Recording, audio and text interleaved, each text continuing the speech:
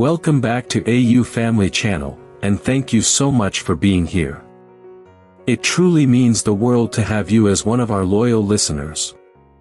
If our stories have ever touched your heart, we are so grateful that you keep coming back to spend this time with us. So find somewhere comfortable, take a slow, deep breath, and let us begin today's story, together. Her name was Grace, and she was a nurse on the night shift of the children's ward, and she saved my life twice, once with medicine and once with something that had nothing to do with medicine at all. I was 11, and I was sick in the kind of way that frightens doctors, admitted for a stay that stretched from days into weeks, and my parents, exhausted and terrified, could not be there every single night. So it was Grace who was there instead, shift after shift, through the worst weeks of my childhood, and she taught me something about the kindness of strangers that I have carried with me for the rest of my life. I want you to understand what those nights were like, because that is the only way to understand what Grace's presence meant. I was a child, alone in a hospital bed in the dark, hooked to machines that beeped and hummed in ways that frightened me, far from home, far from my own bed, uncertain whether I was going to get better. The daytime hours were full of doctors and tests and my parents' worried faces, but the nights were different. The nights were long and dark and lonely, and it was in those hours, when the ward went quiet and the fear crept in, that I needed someone most. And it was in those hours that Grace was there. Grace worked the overnight shift, 12 hours of it, moving quietly between the rooms of frightened sick children, and from my very first night on that ward, she made it her business to make sure I was not alone in the dark.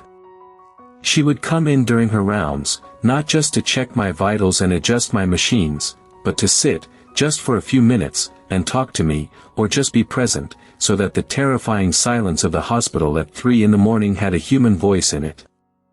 I did not know, then, that this was not really her job, that checking vitals took 5 minutes and she was giving me 20, that somewhere on that ward other nurses moved through their shifts efficiently and impersonally while Grace chose, every single night, to give a frightened child more than the job required. The first night I truly understood what Grace was to me, I was in pain, real pain, the kind that makes an 11-year-old cry despite trying so hard to be brave. My parents had gone home for a few hours of desperately needed sleep, and I was alone, and the pain came in waves, and I was too frightened and too hurting to stop the tears no matter how hard I tried. And Grace came in, on her rounds, and she did not just administer the medication the doctors had ordered. She pulled a chair to my bedside, and she took my hand, and she stayed. She stayed through the worst of it, talking softly, telling me it was all right to cry, that she was not going anywhere, until the medication took hold and the pain eased and I finally fell asleep, her hand still in mine. I learned, over the weeks that followed, that Grace did this for every child on her ward, not just me, that this quiet extraordinary presence was simply who she was, night after night, shift after shift.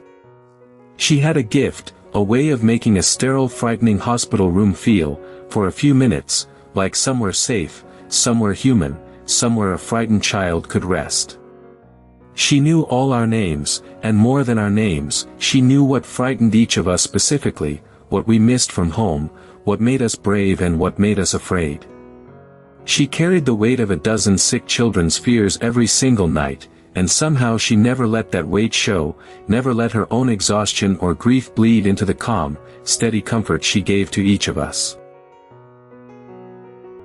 There was a boy on the ward, a few beds down from me, who was sicker than I was, sick in the kind of way that even a child could sense was serious, sick in a way that frightened the nurses themselves. And I watched Grace, night after night, give that boy even more of herself than she gave the rest of us, sitting with him for long stretches, holding his hand, singing to him softly when the fear got too big for words. I did not understand, then, the full weight of what she was carrying, sitting with a dying child night after night, holding the fear at bay with nothing but her presence and her voice. I understand it now, and it humbles me every time I think of it. I asked Grace once, in the middle of one of our late-night talks, why she worked nights, why she chose the hardest, loneliest shift on the ward.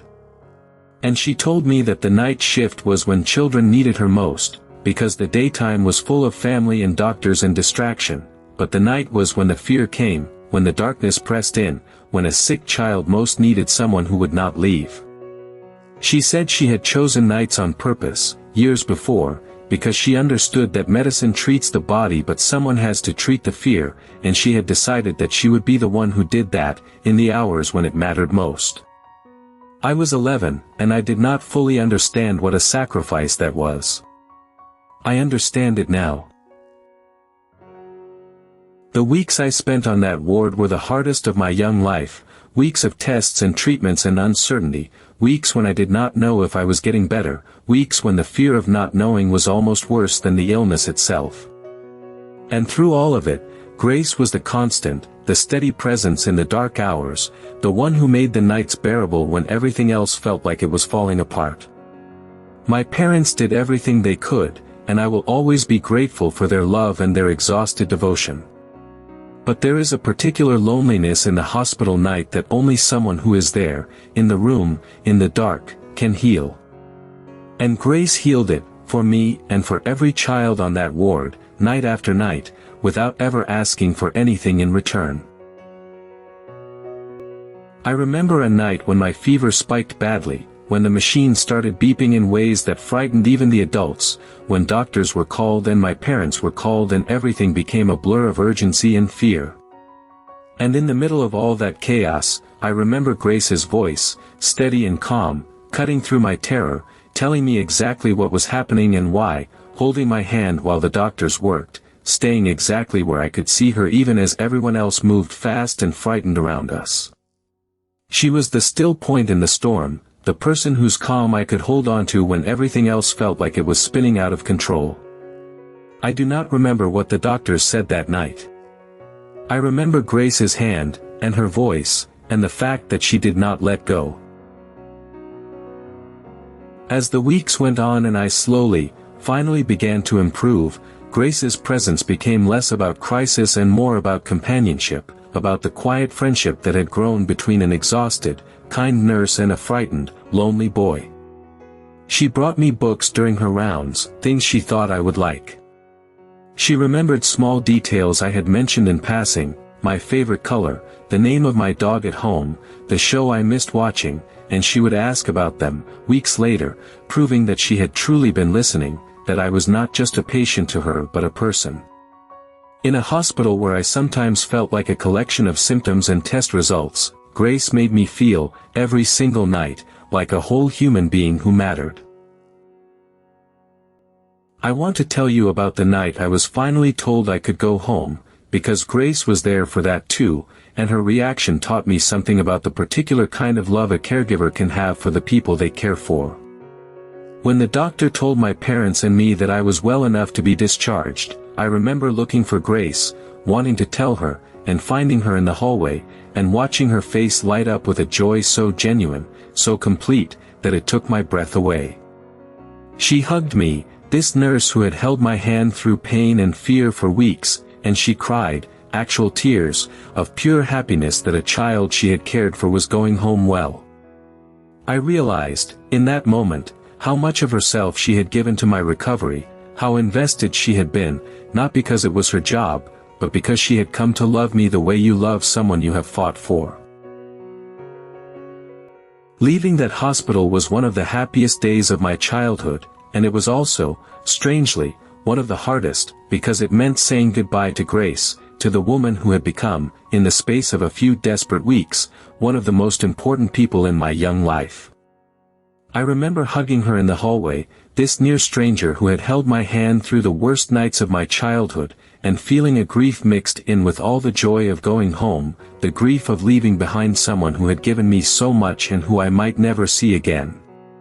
She told me to be well, to live a big beautiful life, and she meant every word of it, and I have tried, in the years since, to honor that wish. I did not fully understand, at 11, the magnitude of what Grace had given me, but I understood it better every year that passed. She had given up her own sleep, her own comfort, her own nights, to sit with frightened sick children in the dark, night after night, for years, for children who were not her own, who she had no obligation to love the way she loved us. She carried the fear and pain of every child on that ward, absorbed it, held it, so that we did not have to carry it alone. And she did this, I came to understand, not for one child, not for one season, but for years, an entire career built on choosing the hardest shift, the loneliest hours, so that frightened children would not be alone in the dark. That is a kind of heroism the world rarely celebrates, and I have spent years trying to make sure people understand it. I thought about Grace often in the years after I left that hospital, wondering how she was, wondering if she remembered me the way I remembered her, wondering how many other frightened children she had held through the dark since.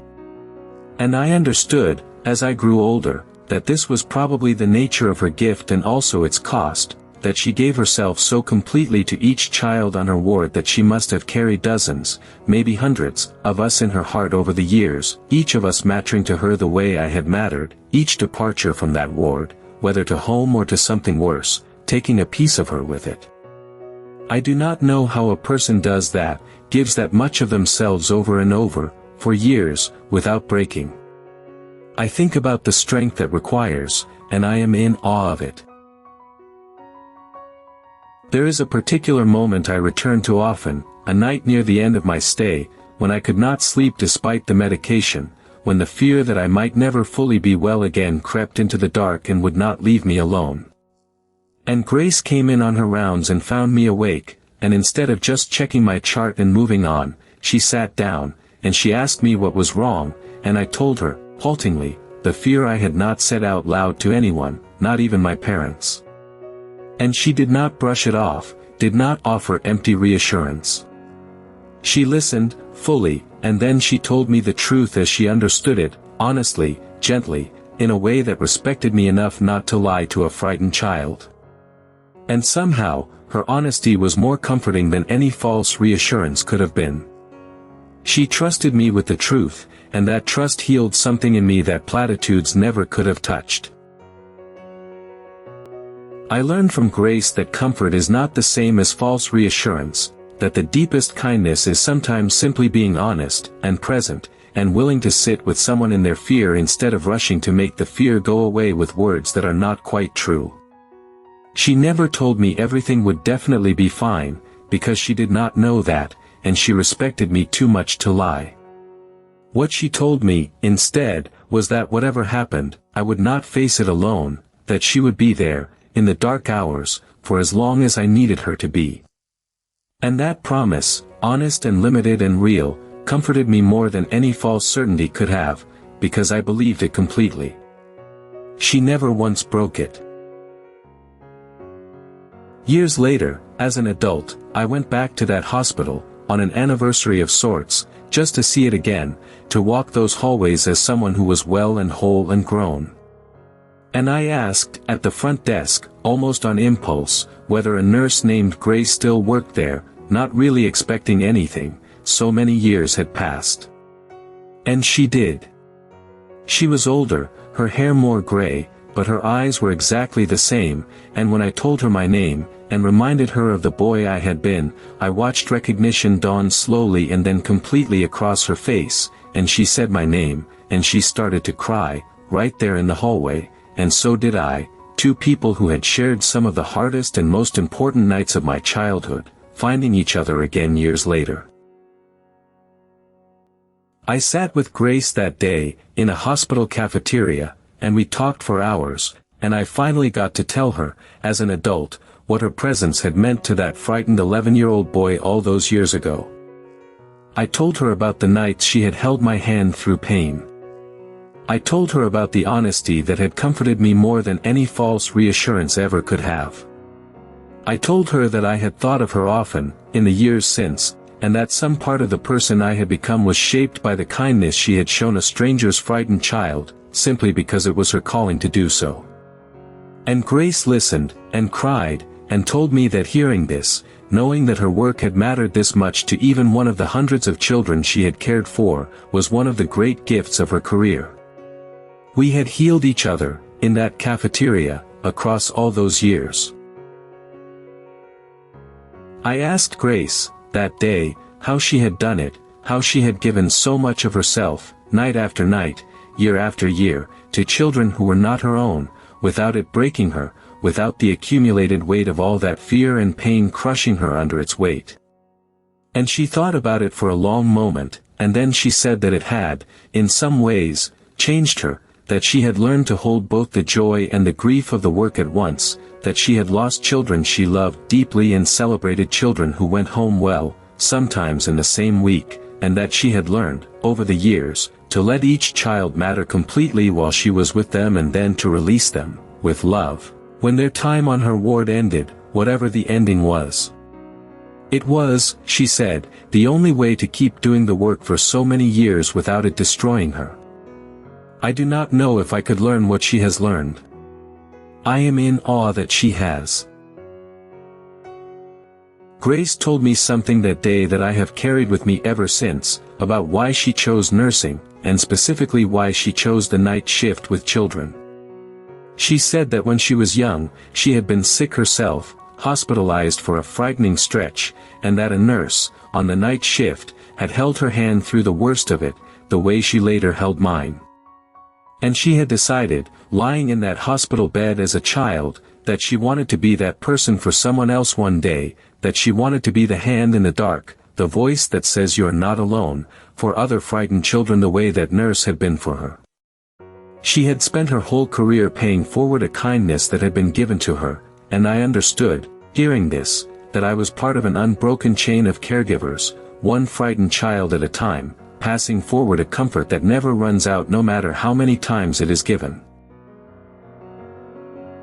I think about that chain often now, the idea that Grace's kindness to me traces back to some other nurse's kindness to her, decades before, and I wonder how far back it goes, how many links in that chain of frightened children and the caregivers who held their hands in the dark. And I think about my own responsibility, now, to add my own link, to pass forward, in whatever way I can, the comfort that was given to me by a stranger who chose to work the hardest shift so that no child would be alone in the dark. Grace did not just heal me physically, with the medications and the care that were technically her job. She gave me a model of what it means to give yourself to a stranger's pain simply because you have the capacity to ease it. That model has shaped how I try to move through the world ever since. I have thought often about the other children on that ward, the ones I shared those weeks with, wondering what happened to each of them, hoping that they are well, understanding now that Grace was giving to each of us, simultaneously, the same complete presence she gave me, that her nights were not divided among us but somehow multiplied, that she found a way to make every single child on that ward feel like they had her full attention and her whole heart. I do not know how many children passed through that ward during Grace's career, how many hands she held in the dark, how many fears she absorbed so that a child would not have to carry them alone. But I know that I was one of them, and that being one of them changed my life, and I imagine that is true for every single child whose hand she ever held. There is a lesson in Grace's story about the true nature of a calling, about the difference between a job done well and a life given in service to something larger than yourself. Grace could have done her job adequately, checked the vitals, administered the medications, moved efficiently through her rounds, and no one would have faulted her for it. Instead she chose, every single night, to give more, to sit in the chair, to hold the hand, to tell the honest truth instead of the easy lie, to be fully present with the fear of a stranger's child as though that child were her own. That choice, repeated night after night for years, is what turned a job into a calling, what turned competent care into something that changed lives, what turned Grace from a nurse doing her duties into the person I still think about, decades later, with a gratitude I cannot fully put into words. I learned, from Grace, about the particular power of simply staying, of not leaving someone alone in their fear, of the profound comfort that comes not from fixing a problem but from refusing to abandon a person while the problem is happening. Grace could not cure my illness. That was the doctor's work, the medications, the tests, the treatments. But she could make sure that whatever happened, I did not face it alone in the dark, and that turned out to be its own kind of healing, as important, in its way, as any medicine. I have tried, in my own life, to remember that lesson, that sometimes the most powerful thing you can offer someone in pain is not a solution but your presence, your refusal to leave them alone with their fear.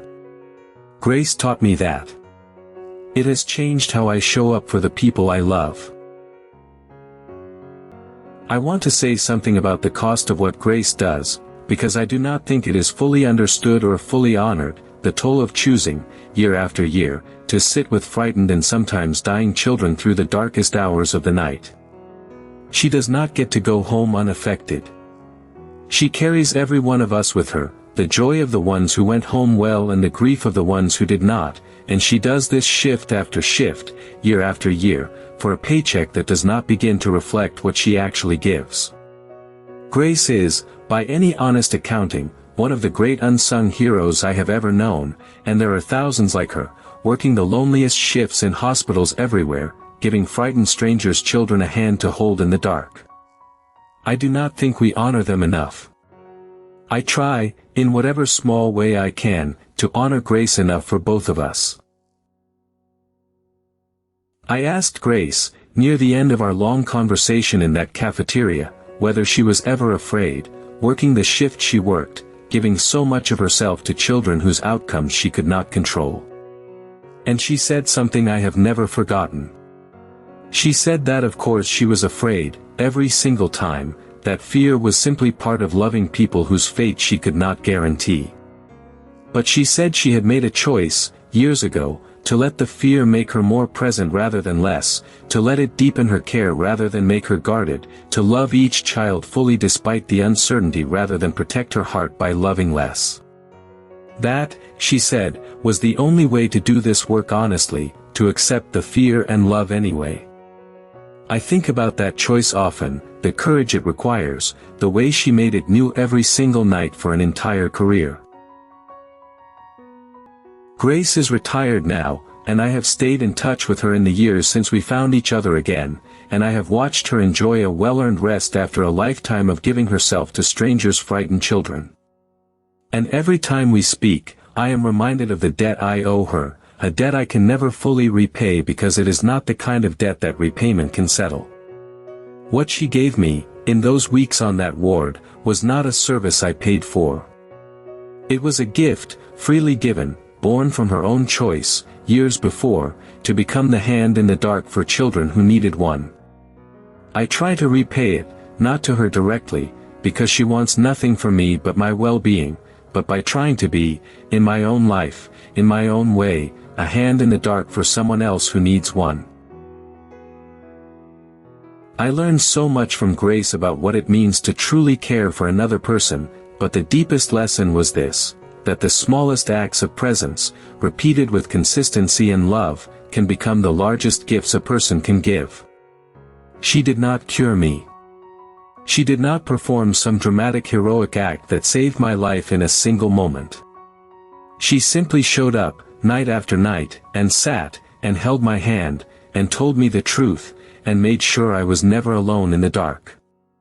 It was small, in a sense, ordinary even, the kind of thing that could be overlooked or taken for granted. And it was also, I have come to understand, one of the most profound acts of love a stranger ever gave me. Small, consistent, faithful presence, given night after night, can heal a person as much as any grand gesture ever could. I think about the chain of caregivers that Grace described, the idea that her kindness to me traces back to some other nurse's kindness to her, and I have come to see my own life as one more link in that chain, one more opportunity to pass forward the comfort I was given as a frightened child. I do not work in a hospital. I am not a nurse. But I try, in whatever situation I find myself in, to be the presence Grace was for me, to sit with people in their fear instead of rushing away from it, to tell the honest truth instead of the easy lie, to make sure that the people in my life are not alone in their dark hours. It is the least I can do, carrying forward a gift I did not earn and can never fully repay, except by giving it to someone else. There is an image I carry from those weeks in the hospital, an image of Grace's face in the dim light of my room at 3 in the morning, calm and steady and completely present, while machines beeped around us and fear pressed in from every side. It is the image of a person choosing, deliberately and repeatedly, to be the calm in someone else's storm, to give her own rest and comfort so that a frightened child would not have to face the dark alone. I return to that image whenever I need to remember what real courage and real kindness look like, not dramatic, not loud, just steady and present and faithful, night after night, for as long as it takes. Grace taught me what that looks like. I have spent my life trying to be capable of it myself. The memory that means the most to me, out of everything Grace gave me, is not any single dramatic moment but the accumulated weight of all those ordinary nights, the sheer consistency of her presence when I needed it most. Anyone can be kind once, in a single moment, when the stakes are dramatic and the audience is watching. Grace was kind night after night, in an empty hospital room, with no audience at all, simply because a frightened child needed her to be. That kind of consistent, unwitnessed, faithful kindness is, I have come to believe, the truest measure of a person's character, and Grace has more of it than almost anyone I have ever known. She gave it to me for weeks.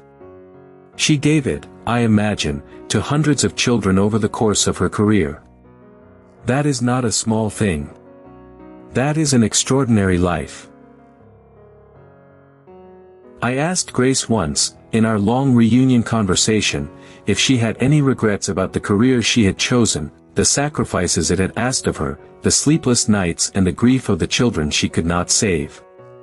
And she said, without hesitation, that she had none, that she had gotten to be, for thousands of frightened children over the years, the hand in the dark that someone had once been for her, and that this was not a burden but the great privilege of her life. She said that most people go through their whole lives without ever getting to give something as pure and as needed as what she gave, night after night, to children who needed exactly what she had to offer. I sat with that answer for a long time after our conversation ended. I am still sitting with it now. If there is one thing I want you to take from Grace's story, it is the power of simply staying, of refusing to let someone face their darkest hours alone, of choosing presence over absence even when presence costs you something real. We are all, at some point, someone's Grace, someone with the chance to sit in the chair, to hold the hand, to tell the honest truth instead of rushing away from someone else's pain. It does not require a nursing degree or a night shift in a hospital. It requires only the willingness to stay, to be present, to refuse to abandon someone in their fear. Grace taught me that this willingness, practiced consistently, night after night, is one of the most powerful forces for healing that exists in the world. Be someone's hand in the dark this week. You may never know how much it means. I know, because Grace was mine. I have carried Grace with me every day since I found her again in that hospital hallway, and I think of her whenever I have the chance to sit with someone in their pain instead of rushing past it, whenever I have the chance to tell an honest truth instead of an easy lie, whenever I have the chance to simply stay when staying is harder than leaving. She showed me what it looks like to give yourself completely to strangers who need you, night after night, for years, without ever asking for anything in return except the quiet privilege of having mattered. I try to live up to that example, imperfectly, but I try. And every time I manage it, even a little, I am carrying Grace forward, keeping her chain of kindness unbroken, passing on a gift that was given to a frightened 11-year-old boy by a woman who chose the hardest shift so that no child would be alone in the dark. So this week, I want to ask you to think about who in your life might be facing a dark hour alone, who might need nothing more than your presence, your willingness to stay, your honest truth instead of an easy comfortable lie. It does not have to be dramatic. It can be as simple as sitting with someone, as holding a hand, as choosing to stay a little longer than is convenient because someone needs you there. Grace taught a frightened boy that the smallest, most consistent acts of presence can become the largest gifts a person ever receives. Be that for someone this week. Be the hand in the dark. You may never fully know what it means to them. I promise you, it will mean everything. Thank you so much for staying with me all the way to the end of this story. It truly means the world that you are here. If Grace and her quiet, faithful, extraordinary presence moved your heart, please give this video a like and subscribe to AU Family Channel, where a brand new story is waiting for you every single week. And remember what a night shift nurse taught a frightened boy in a hospital bed. The smallest acts of staying, repeated with consistency and love, can become the largest gifts a person ever gives. So this week, be someone's hand in the dark. You may never know how much it means. I will see you in the next one.